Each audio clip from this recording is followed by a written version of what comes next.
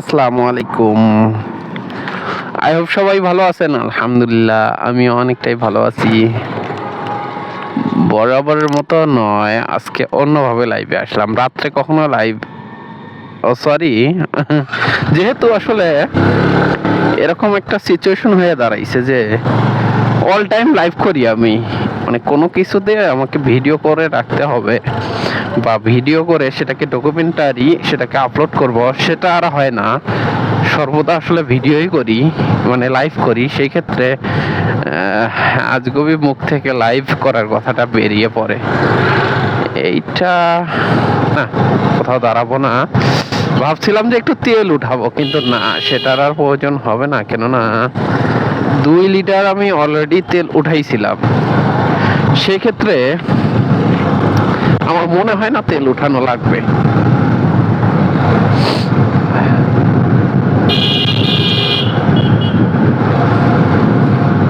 রাতের রাস্তা এইটা সুন্দর সুন্দর, তবে আমার ক্ষেত্রে আসলে এই দৃশ্যটা ওইভাবে আসলে সবসময় আসলে সুন্দর লাগে না। কেননা বরাবরের মতো আসতেছি যাইতেছি, এটা কিভাবে আসলে অভ্যস্ত পরিণত হয়েছে। ওই যে আমরা যেমন কক্সবাজারে গেছিলাম প্রথমবার, তো কি হয়েছে, যখন প্রথমবার গেছি আমাদের যে হারে কৌতূহল, কিন্তু ওখানকার যে বাসিন্দারা আছে বা আমরা যে পাহাড় দেখে কৌতূহলী একটা প্রকাশ করি একটা, হ্যাঁ, তো সেখানকার যে বাসিন্দারা আছে ওখানে, ওনারা কিন্তু এমনটা কৌতূহলী তারা দেখায় না। হ্যাঁ, কেননা ওই যে অভ্যাসই কিন্তু সবকিছু। যাই হোক, এখানে মূলত গাইবান্ধার যে একটা সরিষা ক্ষেত একটা ভাইরাল হয়েছিল এর আগে। তো এই সরিষা ক্ষেত ভাইরাল হওয়ার সময় আপনার দূর দূরান্ত থেকে কাপল প্লাস অভিযাত্রী যারা ছিল সবাই আসছিল, দর্শনার্থীরা। তো এই সারা অল্পর জন্য মরে নাই, সরি ফর দ্যাট। এরকম আসলে ভাষা মুখ থেকে বের হয়ে যায়, কেননা এতটা অনিয়ম ভাবে আসলে রাস্তায় চলাচল করে, যেটা আসলে মেনে নেওয়াটা দুষ্কর। আমার যে বিন্দু পরিমাণ দোষ এখানে আছে বা এরকম কোনো দোষের দোষী আমি তা না। তো সামনে থেকে একটা অটো আসতেছিল, আমি আমার মতো যাইতেছিলাম, তো ওরা একদম পাশাপাশি যাচ্ছিল, যেটা হয়তো বা ক্যামেরার মধ্যে সেটা ফোকাস করে নাই। ফোকাস করার কথাও না, কেননা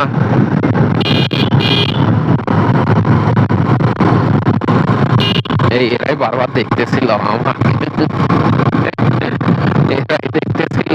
তো দেখি এদের আজকে রিয়াকশনটা আমি নেব। হ্যাঁ, দেখি এখানে পিচ্ছি মূলত এরা হলো তিনজন। গাড়িটা একেবারে মিনি গাড়ি, যেটাকে আমরা বাংলা গাড়ি বলতে পারি। যে একটা আগের যে গাড়িগুলো ছিল না, সেগুলো মডিফাই করছে এই গাড়িটা একেবারে মিনি গাড়ি। দাঁড়াবে নাকি বুঝলাম না। ও সাইড দিচ্ছে,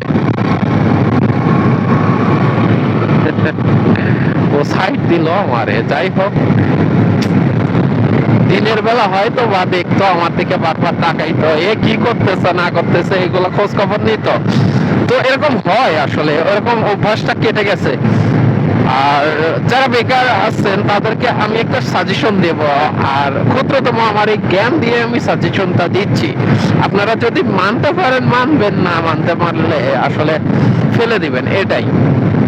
যদি বলি যে আপনি বেকার বা বসে আছেন, শুয়ে বসে থাকেন সব সময়, আপনি ক্লাস 9-10-এ পড়েন বা ইন্টারমিডিয়েট কমপ্লিট করছেন বা ইন্টারমিডিয়েট পড়তেছেন অথবা অনার্স লেভেলে আছেন, অথবা আপনি পড়ালেখাই করেন না, সেই ক্ষেত্রে আপনাকে একটা সাজেশন আমি দেব। সেটা হচ্ছে, আপনি পারলে ব্লগিং করেন, অথবা আপনি পারলে ইউটিউবিং, ফেসবুকের যে একটা পেজ একটা খুলে ভিডিও আপলোড করার ব্যাপারটা, এটাও কিন্তু দারুণ। তো আইল্যান্ড গুলো জঘন্য। যেহেতু রেলগেট এখানে আইল্যান্ড দেওয়ার প্রয়োজন ছিল না, তারপর দিছে, যেহেতু রেলগেট প্লাস বাজার পাশাপাশি। যাই হোক, আমার ক্ষুদ্র নলেজ থেকে এতটুকু মনে হলো যে এটা আইল্যান্ডার দেওয়ার না দেওয়াটাই ভালো। তো যেটা বলতেছিলাম যে আপনারা চাইলে একটা পেজ খুলতে পারেন, সেই পেজে আপনারা ভিডিও আপলোড করতে পারেন। এখন যদি বলেন, হ্যাঁ অনেকে আছে বোঝে, পেজ সম্বন্ধে বোঝে, ইউটিউবের চ্যানেল সম্বন্ধে বোঝে, সবকিছু ক্রাইটেরিয়া সম্বন্ধে বোঝে, ক্যাটাগরি সম্বন্ধে বোঝে, সব টোটাল ভাবেই আপনি বোঝেন, হ্যাঁ, বা আপনার জ্ঞান আছে সব বিষয়ে।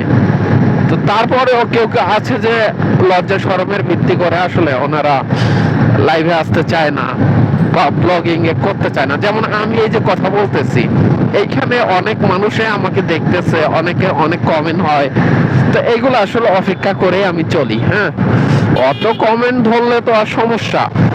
মানুষ এই যে আপনি চলবেন, আমার যে এখানে যে ক্যামেরাটা আমি লাগাইছি, এই যে হেলমেটের মধ্যে যে ক্যামেরাটা আমি লাগাইছি, এই ক্যামেরাটা যখন আমি দিতাম না, তারপরও মানুষ আমার সমালোচনা করত। এখন হয়তো বা বেশি করতেছে, তখন কম করবে।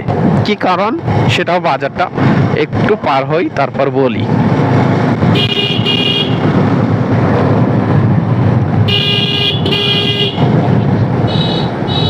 কে রে মানুষ? এটা মানুষ, একটা হচ্ছে মানুষ আর একটা আছে মানুষ। মানুষ মূলত আশরাফুল মাখলুকাত, আর মানুষ এইটার মূলত আশরাফুল মাখলুকাত, এটাও এক পর্যায়ে আশরাফুল মাখলুকাতেই।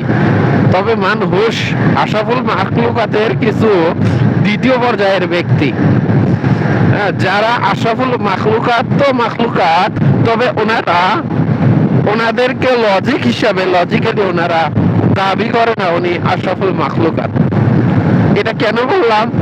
অবশ্যই আমার কথা যুক্তি আছে। রাস্তা দিয়ে দেখবেন যাবে বা পারাপার হবে রাস্তা দিয়া, আমি যে রানিং অবস্থায় আছে, আমার গাড়ি এখন কত 47, বোঝা যায় কি গাড়ি? আচ্ছা, গাড়ি এখন রান কত 47 অবস্থায় আপনি ধারণা রাখেন, যারা গাড়ি চালায় তো তারা ধারণা রাখে যে একজন মানুষ যখন হুট করে রাস্তা পারাপার হবে, তখন সেই ক্ষেত্রে গাড়িটা আমাকে কন্ট্রোল ক্ষমতা কি রকম রাখতে হবে আপনি বোঝেন। মূলত একজন মানুষ এরকম করতেছে যে সামন দিকে তাকাচ্ছে ও পিছনে তাকাচ্ছে না, তো পিছনেই কিন্তু আমার গাড়ি। এরকম হয় মাঝে মাঝে, এটা স্বাভাবিক একটা ব্যাপার। বিশেষ করে এই ব্যাপারটা হয় হচ্ছে বয়স্ক মানুষদের ক্ষেত্রে। আর একটা ব্যাপার সেটা হচ্ছে কিরে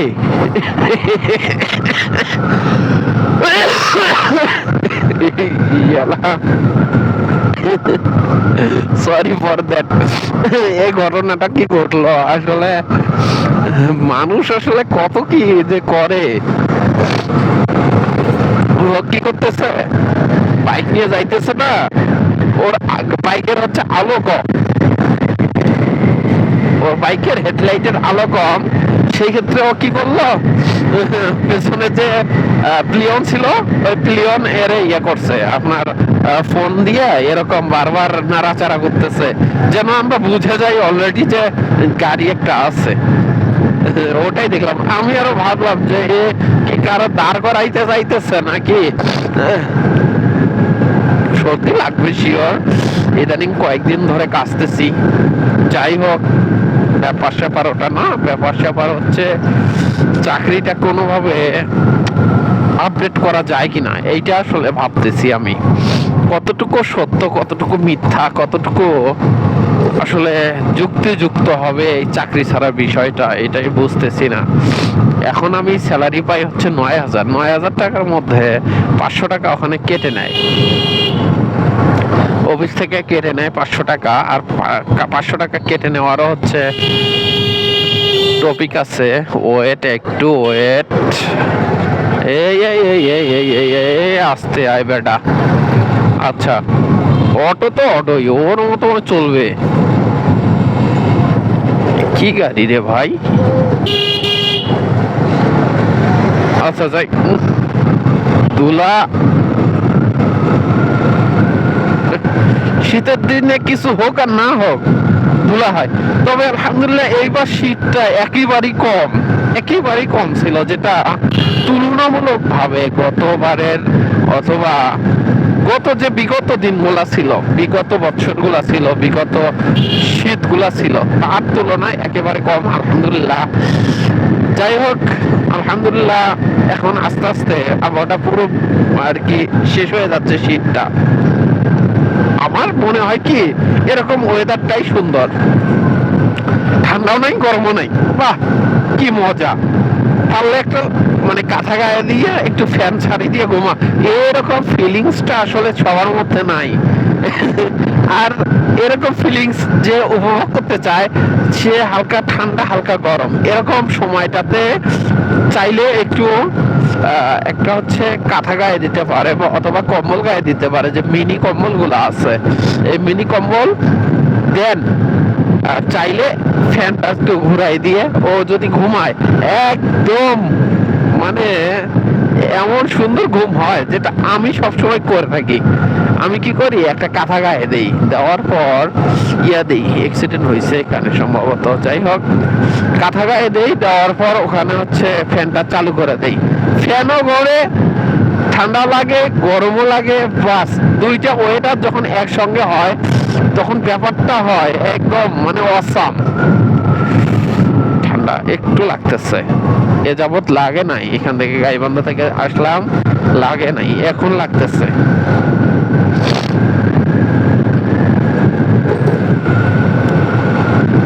কিছু একটা বলতে চাইছিলাম, ওই বাজারের কারণে আসলে বলা হয়ে ওঠে নাই, কি যেন একটা বলতে চাইছিলাম। যাই হোক, আসলে টপিক যখন মনে আসে তখনই আসলে বলে ফেলা ভালো, আর যখন বলবো না যে থাক বাজারটা একটু বাজারটা পার হই, তখন টপিক ভুলে যাই। যেমন এখন আমি কথা বলবো না, চুপ করে যাব।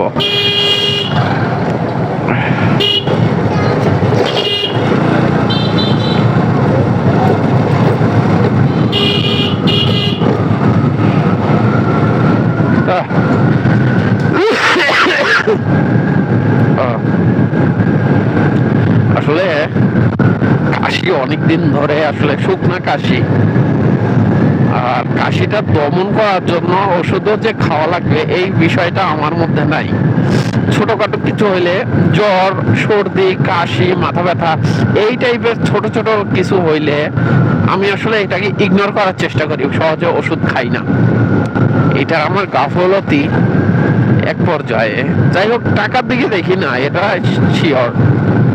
ও হ্যাঁ, একটা কথা মনে পড়ছিল, সেটা হচ্ছে আমার স্যালারি মাত্র হচ্ছে 10,000 টাকা, 9,000 টাকা। 9,000 টাকার মধ্যে 500 টাকা কেটে নেয় অফিস। স্যালারি থাকে কত? 8,500 টাকা। 8,500 টাকা আমি প্রতিনিয়ত জার্নি করি প্রায় 58 কিলোমিটার। 58 অর্থাৎ 29 ধুলা। আরামদায়ক কাটা লাগবে ভাই, কিছু কম সারছে রে, কম সারছে।